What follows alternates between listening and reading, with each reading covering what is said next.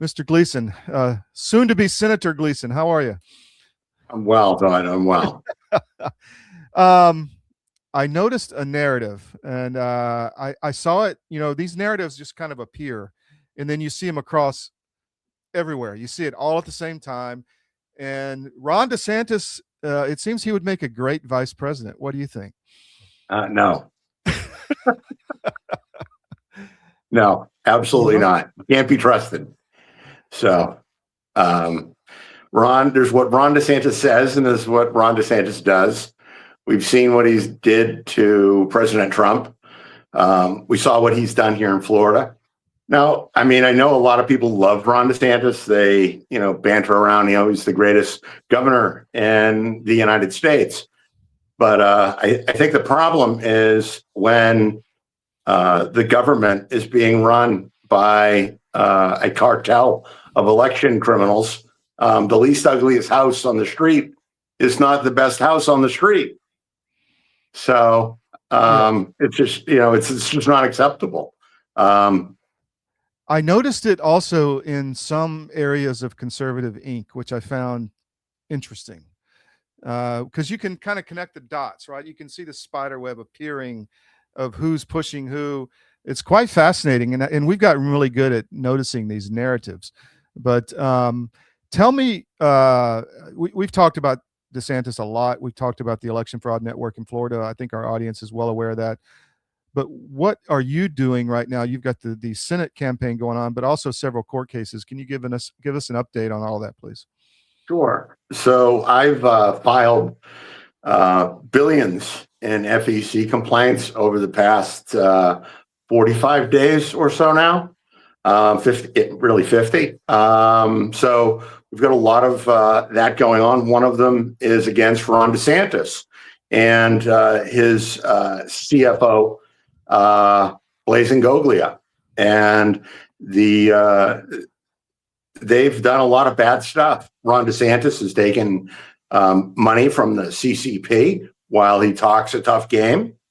He's done a lot of criminal money laundering via the WinRed smurfing networks. And so hasn't Ashley Moody. There's a lot of deeply troubling things going on here. I filed the Office of Foreign Asset Control petition, probably the most comprehensive and thorough petition of its kind ever filed, even by the DOJ, to try to sanction and seize the illicit monies that have been criminally laundered into our political system here in Florida and nationwide. We've filed FEC complaints against Act Blue, who is now suing Ken Paxton, and they're in for a really rough go between Peter Bernanger's lawsuits and his FEC complaints and mine. In addition, with Ken Paxton's, Act Blue, they're saying they have clean hands in all of this, and it's a First Amendment right deal, and criminally laundering money via the stolen identities of elderly people and claiming that it's a First Amendment issue, that's just not going to hold any water. So we know what they're doing. They've tried to shift tack. We've identified how they're doing it, what they're doing. And, frankly, I can't wait.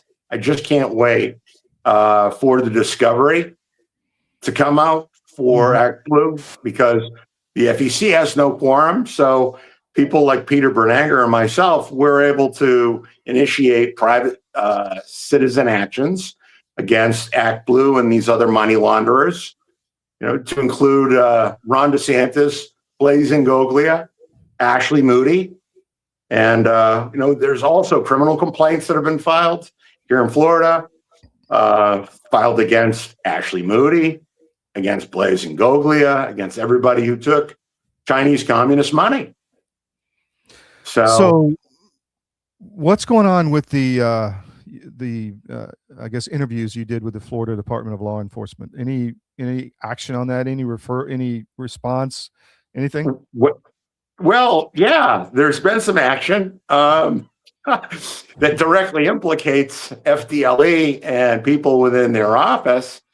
So, as you know, we had done the tracker that we had sent out to trace how first-class mail would arrive at some of these undeliverable as addressed addresses. And we had tracked the one from Largo to Tampa, to Sarasota, back to Tampa, and then to Fulton County, Georgia. Well, you know, the FDLE inspectors, they were so intrigued by this tracker, right?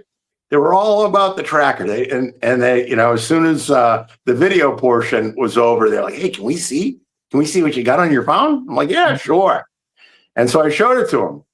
And then within 24 hours, the tracker that I had been tracking for months to Fulton County, Georgia, suddenly disappeared.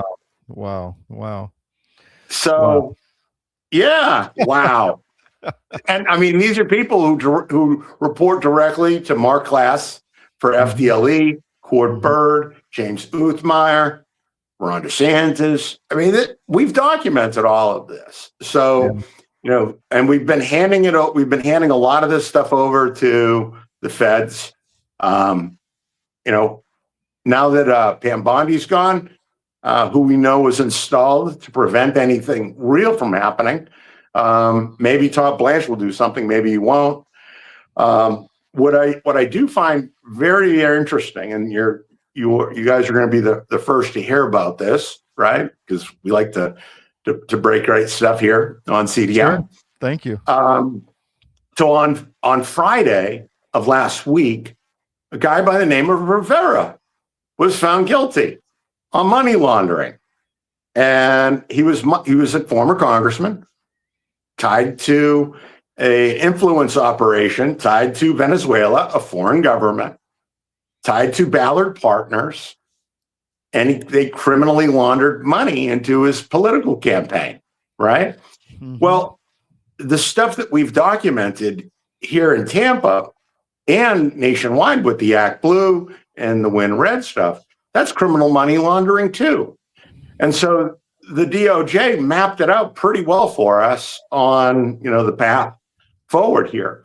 And so ultimately, the case that we've been building here in Florida against the Chinese communist-controlled company, iGas USA, who also took PPP money, who also took EIDL money.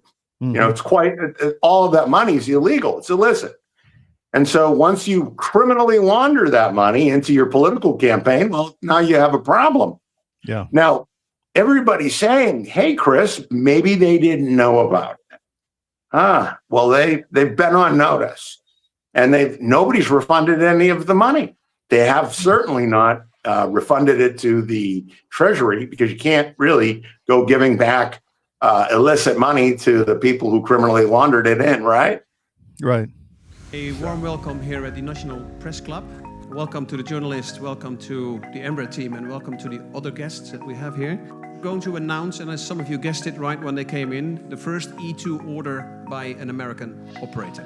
And that operator is Avello. We believe this is really a strategic shift to unlock profitability for the customer. I'm very pleased that we have Andrew Levy here as the CEO of Avello, and I'm very pleased to give the stage to share a little bit more about what Avello is going to do with the E2 195. Thank you very much.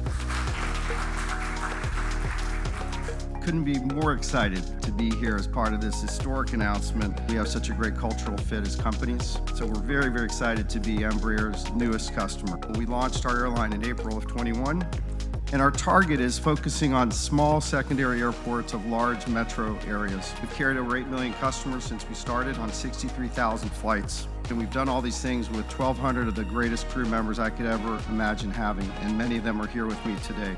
This is the right airplane for us. It's going to open up opportunities for us that no other aircraft can serve. The best thing about the airplane, of course, is you will not find a middle seat on this airplane. It doesn't exist. We won't have any to offer. It's going to be the best cabin in the United States, and we're so excited about that. This is going to elevate our experience to the highest level, and we think our customers are absolutely going to love the airplane.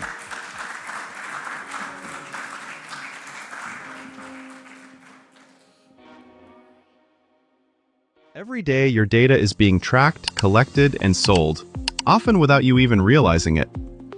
Big tech companies control your devices, your apps, and the information you share. From your messages to your browsing habits, everything is being monitored and stored. Over time, we've traded privacy for convenience, and most people don't even question it. But what if you could take that control back? That's where Mark 37 comes in. Mark 37 provides privacy-focused phones, laptops, and tablets designed to give you full control over your digital life. With secure systems, expert support, and simple tools, they make it easier to step away from constant tracking and data collection. Because privacy isn't just a feature, it's a fundamental choice. It's about protecting your data, your freedom, and your future. Take back control of your digital life with Mark 37. Your government doesn't care about you. That's why you need a medical emergency kit. It contains life-saving medications like ivermectin, Z-Pak, and antibiotics. Stock them before they block them. Well, where do you go from here, Chris? You've laid it all out. You're running for the office. I want to talk about that, but what's next? What else can you do? More lawfare, more lawsuits, more. We're tied to the campaign as a declared candidate for United States Senate. Mm-hmm. I have the right and the ability to request a grand jury investigation here in Florida on a county by county level. And the grand jury law says grand jury shall investigate it. So we did this, we tried this when I ran for supervisor of elections before, but we have so much more evidence now. We have email. It is incredible, the collusion that we've uncovered here in Pinellas County. You were there for my show trial. Mm-hmm. And, we've got a lot more on them now, and it's even worse for them. So, the question becomes, can Ron DeSantis pardon himself as governor? Because that's kind of where this is going. Wow. And, because there's a lot of talk online, right? People are saying, oh, Ron DeSantis for AG, Ron DeSantis for a Supreme Court. Mm-hmm. No, Ron DeSantis, he needs to be held accountable because he betrayed President Trump. He's betrayed the people of Florida. And, do we live in a nation of laws or do we not? Right? Yeah. Wow. Well, tell us about the campaign. How's it going? What are you doing? Well, I'm not taking CCP money, and I'm not taking APAC money, and I'm not taking corporate money criminally laundered into my campaign through the stolen identities of senior citizens. So we don't need to run a Smurf check on your donations. At this point now, we do. I was concerned that they were going to try to Smurf money into the campaign, mm-hmm. But they're not. It's. Oh, you mean you thought they were going to try to do it to you, and then you up? Yeah, but they haven't. So I think they know that we're onto them. And the bigger thing then I have to call to everyone's attention, right, is that it's really hard in this economic environment to raise money. Mm-hmm. And arguably, I've done so much for the cause, right? We're on the way to bankrupting Act Blue. We're on the way to bankrupting the Democrat Party. One would think, right, that if all this money is flowing around on both sides, we're emailing people, we're talking to people. I can tell you that people are very upset with the current political environment. Mm-hmm. And there's a reason why the Congress and the Senate have an abysmal approval rate, but yet somehow they keep getting reselected, right? So my campaign's great. We're talking to a lot of people. We've got grassroots folks all over the state. We're about to roll out some new stuff. We're going to we're playing things very smart. The big thing is we are very bootstrapped and cash strapped because we're not taking the illicit money. And I know that the money that we're seeing flowing into all of these other campaigns is directly tied to money laundering. So you've got Vindman, right? Probably about 95% of all of the money that Vindman has taken in came in through the smurfing money laundering network, through contaminated trust committees. I mean, all of Ashley Moody's money, for the most part, was raised here in Florida and illegally converted over to federal funds. So, I mean, you know, in my eyes, those are the two opponents that I have, and both of them have really big problems with their funds. So when people do say to me, "Oh, well, Chris, you know, how's your fundraising going?" I'm like, well, my fundraising going is okay. I'm not taking illegal money. And the question is, what is going to happen to these campaigns? Because they're not refunding the money, right? And if they're not refunding the money, that means that they're using the money, and they only had 10 days to do something about it. So what's going to happen? Well, I think that all of this stuff, when it comes out in court before a jury, I think the jury's going to do the right thing. I think the American people are going to do the right thing, and they're going to convict them, or they're going to fine for me. Any word from the GOP, Chris? Anybody reaching out to you and saying, you know what, you got some interesting investigations, we want to know more about it? Or, I mean, nothing. What, any, we want to help you, we want to hurt you, anything? Well, I mean, they're already helping Ashley Moody. You know, they're claiming that she has incumbent status, and so they're, you know, they're funneling money to her.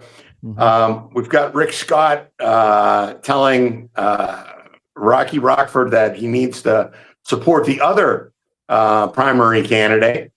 Rick Scott has got a big money laundering problem himself.